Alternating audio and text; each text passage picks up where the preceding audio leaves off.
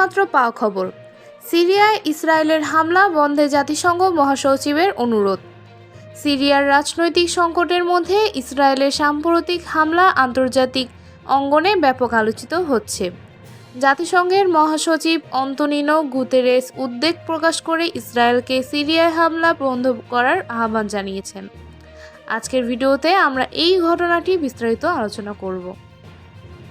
বাশার আল আসাদের সরকারের পতনের পর সিরিয়ার পরিস্থিতি আরও অস্থিতিশীল হয়ে উঠেছে। বিদ্রোহী গোষ্ঠীগুলো ঝটিকা অভিযানের পর মাত্র 12 দিনের মধ্যে আসাদের পতন ঘটে এবং তিনি পালিয়ে রাশিয়ায় আশ্রয় নেন। এই সময়ের মধ্যে ইসরায়েল সিরিয়ায় বিভিন্ন সামরিক স্থাপনায় 5 শতাধিক বিমান হামলা চালিয়েছে। সর্বশেষ 48 ঘন্টায় তারা 480টি হামলা চালিয়েছে। হামলার লক্ষ্যবস্তু ছিল লাতাকিয়া, তার্তুস, দেইর আজর, দামেস্কো এবং আরও অনেক গুরুত্বপূর্ণ স্থান। জাতিসংঘের মহাসচিব অন্তোনিনো গুতেরেস সিরিয়ায় ইসরায়েলের এই হামলাকে অত্যন্ত উদ্বেগজনক বলে অভিহিত করেছেন। তিনি ইসরায়েলকে হামলা বন্ধ করার অনুরোধ জানিয়েছেন এবং সিরিয়া জুড়ে সব পক্ষের সহিংসতা বন্ধের উপর জোর দিয়েছেন। মহাসচিবের মুখপাত্র আরও বলেছেন, এমন সহিংসতা শুধু সিরিয়ার জন্য নয় বরং আঞ্চলিক শান্তি ও স্থিতিশীলতার জন্য হুমকি। অন্যদিকে যুক্তরাষ্ট্রের জাতীয় নিরাপত্তা উপদেষ্টা জ্যাক সুলিভান ইসরায়েলের এই হামলাকে সমর্থন করেছেন। তার মতে ইসরায়েল তাদের নিরাপত্তার জন্য এই পদক্ষেপ নিয়েছে এবং সম্ভাব্য হুমকি মোকাবিলায় সক্রিয় ভূমিকা পালন করেছে। এখন প্রশ্ন হচ্ছে, ইসরায়েলের এমন হামলা কি আঞ্চলিক উত্তেজনা আরও বাড়াবে, নাকি এটি সিরিয়ার ভবিষ্যতের জন্য নতুন সংকট তৈরি করবে?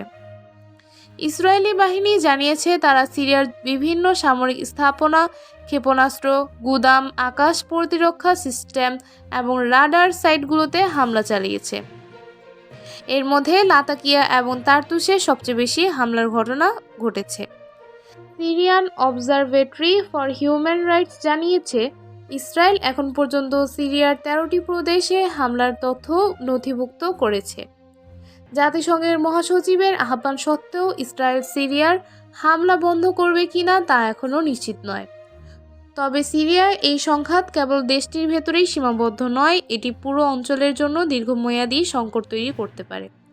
এদিকে আন্তর্জাতিক সম্প্রদায়ের আরও কার্যকর পদক্ষেপ নেওয়া প্রয়োজন যাতে সিরিয়ার পরিস্থিতি দ্রুত স্থিতিশীল হয়।